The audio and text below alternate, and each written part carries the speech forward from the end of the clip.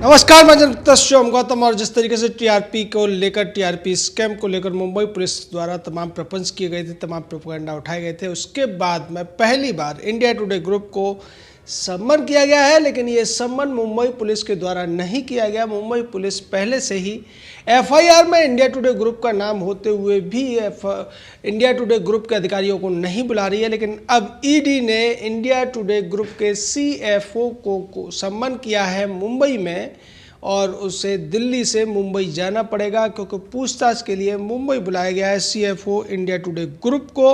और वजह वही है जो टीआरपी स्कैम हुआ है, जिसको लेकर हंसा रिसर्च की तरफ से एफआईआर दर्ज की गई थी और बाद में जिसको मुंबई पुलिस ने मैनिपुलेट करने की कोशिश की थी। और इस पूरे मामले में एफआईआर में इंडिया टुडे ग्रुप का नाम होते हुए भी रिपब्लिक टीवी को फंसाया गया। रिपब्लिक टीवी के नाम पर तमाम बातें कही गई और रिपब्लिक टीवी के नाम पर फैसला भी सुना दिया था मुंबई पुलिस के कमिश्नर परमबीर सिंह ने।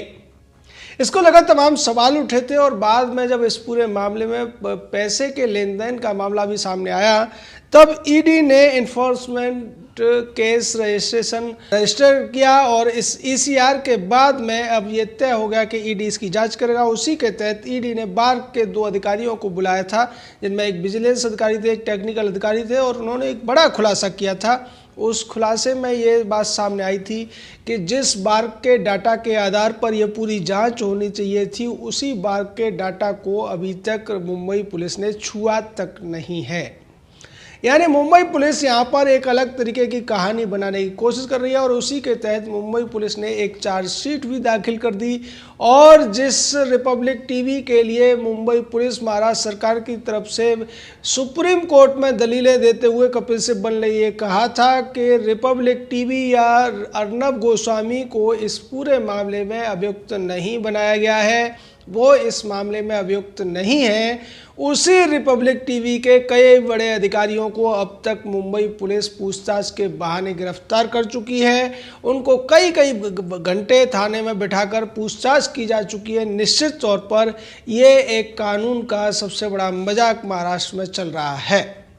दूसरी तरफ जो ईडी जांच कर रही है, उस जांच में ईडी जो मुख्य आधार बना रही है वो उस एफआईआर को बना रही है, जिसमें स्पष्ट तौर पर इंडिया टुडे ग्रुप का और 2 अन्य मराठी चैनलों का नाम था, जिसको लेकर शुरुआत से ही जांच होनी थी। लेकिन मुंबई पुलिस के कमिश्नर परमबीर सिंह के जो दोस्ताना संबंध अरुण पुरी से, राजदीप सरदेसाई से और राहुल कंवल जैसे इंडिया टुडे के तमाम प्रपंचकारी पत्रकारों से है, उसके आधार पर मुंबई पुलिस कमिश्नर ने इन सभी को क्लीन चिट दे दी। और जब सवाल भी पूछे गए तब ये कह दिया था कि हमने जो इंक्वायरी की है उसमें इंडिया टुडे ग्रुप के खिलाफ कुछ भी सब्सटेंशियल नहीं मिला है, यानी कि कुछ भी ऐसा नहीं मिला है जिसके आधार पर इंडिया टुडे ग्रुप के खिलाफ इसमें जांच की जाए।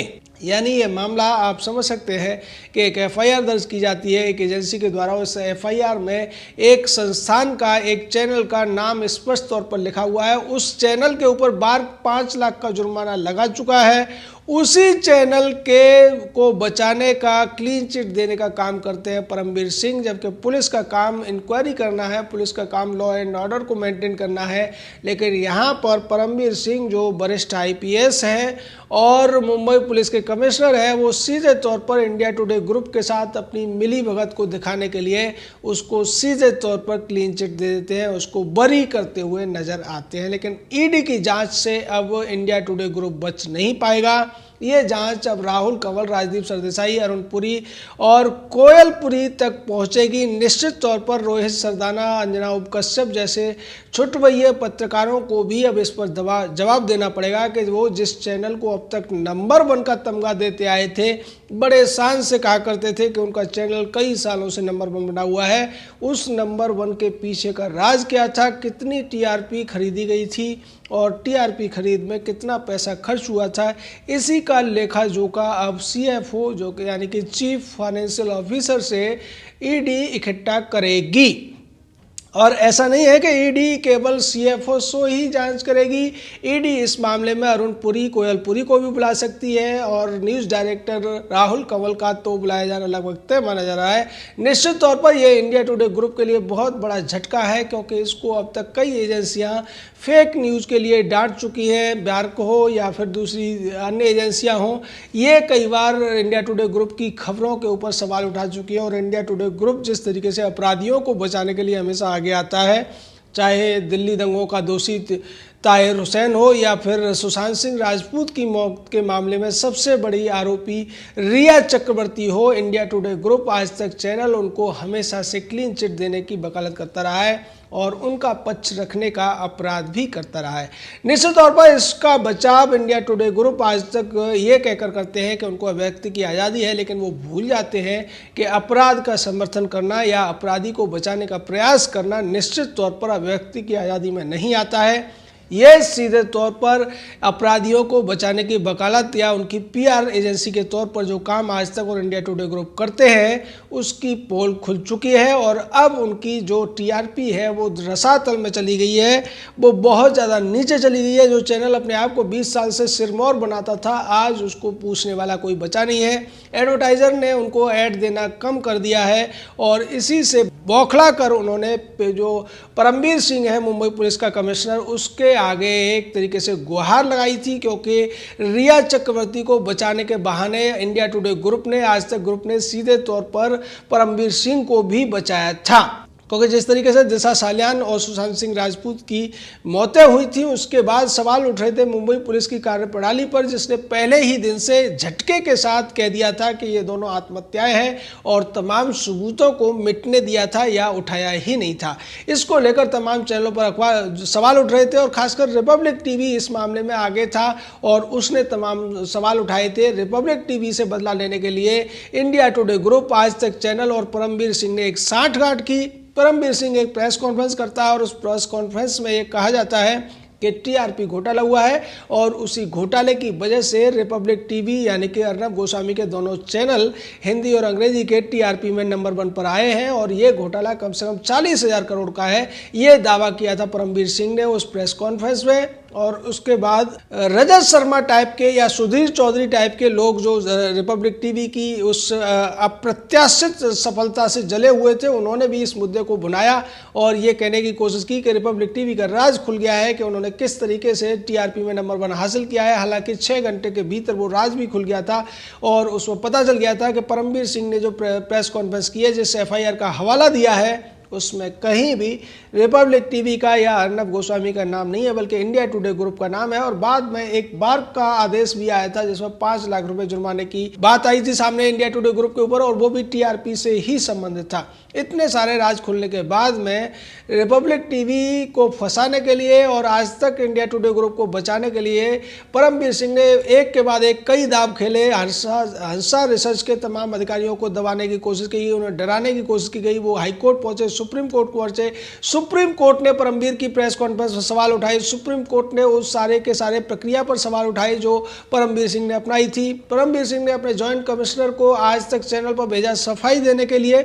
यानी सारा का सारा मामला अगर यहाँ देखा जाए तो ये जुगलबंदी से चल रहा है और ये जुगलबंदी मुंबई पुलिस और इंडिया टुडे ग्रुप के बीच में साफ तौर पर देखने को मिल रही है। इस जुगलबंदी का एक ही निशाना है अर्नब गोस्वामी और उसका चैनल रिपब्लिक टीवी, और ये लोग उसको बदनाम करके उस पर तमाम आरोप लगाकर उसकी जो टीआरपी बढ़ी है उसको गिराना चाहते हैं। टीआरपी के नाम पर जिस तरीके से रिपब्लिक टीवी ने इंडिया टुडे ग्रुप के ऊपर एक उनके पेट के ऊपर लात मारी है, उनका धंधा बंद कर दिया है, उससे तिल मिलाकर वो हर उल्टा सीधा हथकंडा अपनाते हुए नजर आ रहे हैं। और यही वजह है कि तमाम बातों को दरकिनार करते हुए एक तरफ मुंबई पुलिस टीआरपी घोटाले में सिर्फ और सिर्फ रिपब्लिक टीवी को ही दोषी ठहराने पर तुली हुई है, दूसरी तरफ जो ईडी है वो अब इस पूरे घोटाले की जांच तह तक जाकर करता हुआ दिखाई दे रहा है। और इसमें जो ईडी की जांच है उसमें सीधे तौर पर इंडिया टुडे ग्रुप का फंसना लगभग तय माना जा रहा है। यहाँ ये भी बता दें कि इस पूरे मामले में सीबीआई भी एक एफआईआर दर्ज कर चुकी है और सीबीआई भी इस मामले की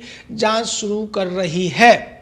ऐसी स्थिति में अब दो केंद्रीय एजेंसियां आज तक और इंडिया टुडे ग्रुप की सच्चाई को सामने लेकर आएंगी। वहीं दूसरी तरफ दबाव बनाने के लिए रिपब्लिक टीवी के ऊपर परमवीर सिंह की कार्रवाई अभी रुकने का नाम नहीं ले रही है। तमाम अधिकारियों को बार बार सम्मन किए जा रहे हैं, बार बार झूठे दावे किए जा रहे हैं। बार के 2 पूर्व अधिकारियों को गिरफ्तार किया गया और कोर्ट में उनको रिमांड पर भी ले लिया गया। ये कह दिया गया कि उनके खिलाफ तमाम सबूत मिले। हाई कोर्ट तक में मुंबई पुलिस ने यह कहा है कि रिपब्लिक टीवी के खिलाफ तमाम सबूत हमारे पास है, लेकिन वो सबूत उन्होंने कहां से बनाए, कहां से आए हैं, ये अब तक वो नहीं बता पाए।